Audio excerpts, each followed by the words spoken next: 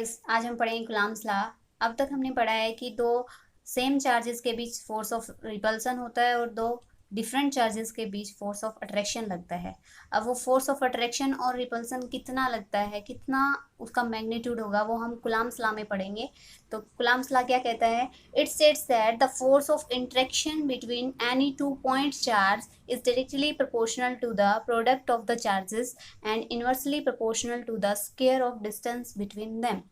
यानी कि force of interaction, interaction means या तो फोर्स ऑफ अट्रैक्शन लग रहा है कोई भी दो बॉडी के बीच, चार्ज बॉडी के बीच, या फिर फोर्स ऑफ रिपल्सन लग रहा है, तो वो किसके प्रोपोर्शनल होगा? प्रोडक्ट ऑफ चार्जेस, जो भी दो चार्ज लिए हैं उनके प्रोडक्ट के डायरेक्टली प्रोपोर्शनल होगा। और इनवर्सली प्रोपोर्शनल किसके होगा? Square of distance between them, यानी कि दो जो चार्ज है उनकी डिस्टेंस के स्क्वायर के इनवर्सली प्रोपोर्शनल होगा। मान लेते हैं कोई दो पॉइंट चार्ज ले लिए, एक Q1 ले लिया, एक कोई पॉइंट चार्ज ले लिया Q2, दोनों के बीच की डिस्टेंस ले ली हमने R। तो अकॉर्डिंग टू स्टेटमेंट F होगा, F यानी फोर्स डायरेक्टली प्रोपोर्शनल होगा दोनों चार्जेस के प्रोडक्ट के, एंड जो फोर्स है वो इनवर्सली प्रोपोर्शनल होगा दोनों चार्जेस के डिस्टेंस के स्क्वायर के इनवर्सली प्रोपोर्शनल होगा। जब ये दोनों को कंबाइन करेंगे इक्वेशन फर्स्ट और सेकंड को, तो हमें क्या मिलेगा? फोर्स है वो डायरेक्टली प्रोपोर्शनल है Q1 Q2 के प्रोडक्ट के, एंड इनवर्सली प्रोपोर्शनल है square of distance between two charges के बीच। नाउ जब जैसे ही प्रोपोर्शनैलिटी का साइन हटाएंगे तो कोई के कांस्टेंट, इलेक्ट्रोस्टैटिक फोर्स कांस्टेंट होगा वो आएगा। और ये इलेक्ट्रोस्टैटिक फोर्स कांस्टेंट है वो डिपेंड करेगा नेचर ऑफ मीडियम पे, यानी कि मीडियम कैसा है, दो जो चार्जेस है वो किस मीडियम में है, एयर में है, वाटर में है, ग्लास में है, कहाँ है, तो वो नेचर पे डिपेंड करेगा। इसकी वैल्यू है वो डिफरेंट मीडियम के लिए डिफरेंट होगी। और इसकी जो वैल्यू है वो होती है 1/4 पाई एप्साइलन। अब यहाँ एप्साइलन नोट लगाया है, नोट फ्री स्पेस के लिए लगाया हमने, तो के की वैल्यू है 1/4 पाई एप्साइलन नोट। और इसकी फॉर फ्री स्पेस के लिए इसकी जो वैल्यू होगी वो होगी 9 × 10⁹ newton metre square coulomb inverse square. अब है ये एप्साइलन नोट। एप्साइलन नोट क्या होता है? एप्साइलन नोट है आपका परमिटिविटी ऑफ फ्री स्पेस। अब नोट लगाया वो फ्री स्पेस के लिए और एप्साइलन आपकी परमिटिविटी है। अब मेनली परमिटिविटी होता क्या है, तो देखो हमने दो चार्ज ले लिए, एक Q1 है एक Q2 है, और उसको एयर में रख दिया। दोनों चार्जेस कहाँ हैं? एयर में हैं। तो मान लेते हैं ये चार्ज इस चार्ज को 4 या 5 इलेक्ट्रिक फील्ड भेज रहा है, और यहाँ जो मीडियम है एयर है वो इन इलेक्ट्रिक फील्ड लाइन को Q2 तक पहुँचा रहा है, जिसमें से ये एक को एब्जॉर्व कर लेगा, एक इलेक्ट्रिक फील्ड लाइन को एब्जॉर्व कर लेता है और बाकी की बची हुई इलेक्ट्रिक फील्ड लाइन Q2 तक पहुंचा देता है। तो परमिटिविटी का मतलब है कि कोई भी मीडियम है वो अपने आप में कितनी इलेक्ट्रिक फील्ड लाइन एब्जॉर्व करने की परमिशन देता है, यानी कितने वो एब्जॉर्व कर लेता है, वो क्या है? परमिटिविटी। सिमिलर अगर दो चार्जेस वाटर के बीच हैं और मान लेते हैं कि 5 इलेक्ट्रिक फील्ड लाइन है वो Q1 है और Q2 तक पहुंचा रहा है, और जो वाटर वाला मीडियम है वो 3 इलेक्ट्रिक फील्ड लाइन एब्जॉर्व कर लेगा और 2 Q2 तक पहुंचाएगा, यानी कि इस मीडियम ने परमिशन दे दी कि वो 3 इलेक्ट्रिक फील्ड लाइन खुद में एब्जॉर्व करे। तो ये क्या है? परमिटिविटी। ठीक है। अब हमने कूलम्ब्स लॉ से फोर्स निकाला था कि फोर्स इज इक्वल टू के Q1 Q2/r²। अब के की वैल्यू अगर पुट करें तो क्या आएगा? फॉर फ्री स्पेस के लिए एफ नोट ले लिया हमने 1/4 पाई एप्साइलन नोट, के की जगह पुट कर दिया, नोट इसलिए लगाया for free space, and Q1 Q2/r²।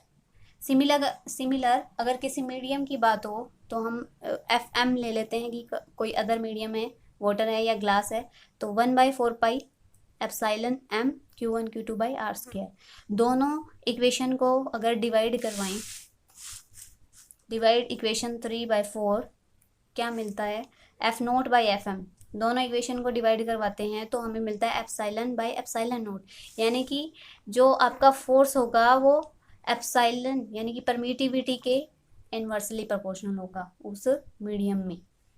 तो यानी कि जो फोर्स फ्री स्पेस में लग रहा है, जितनी कम उसकी परमिटिविटी होगी उतना ज़्यादा फोर्स लगेगा। और ये रेशियो क्या शो करेगी? Relative permittivity E epsilon R, relative permittivity, यानी कि रिलेट करवा रहे हैं दो मीडियम की परमिटिविटी को, एक फ्री स्पेस में है एक किसी अनदर मीडियम में है, तो दोनों को रिलेट करवा रहे हैं, उसको बोलते हैं रिलेटिव परमिटिविटी, या फिर डाइलेक्ट्रिक कांस्टेंट भी बोल सकते हैं।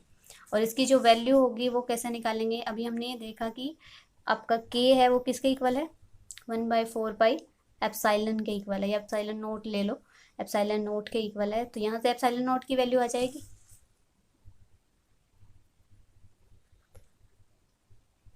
के is equal to 1/4 pi epsilon naught. Epsilon naught की वैल्यू क्या आ जाएगी, 1/4 पाई के। अब हमें 4 पाई की वैल्यू पता है 3.14, इंटू के की वैल्यू हमने पहले ही पढ़ ली, 9 × 10⁹ यहाँ से एप्साइलन नोट की जो वैल्यू आएगी वो आएगी 8.85 into 10⁻⁻12 coulomb square newton inverse metre inverse square. तो ये वैल्यू भी आपको याद रखनी है, परमिटिविटी की है। और इसका जो डायमेंशनल फॉर्मूला होगा वो कैसे निकालेंगे,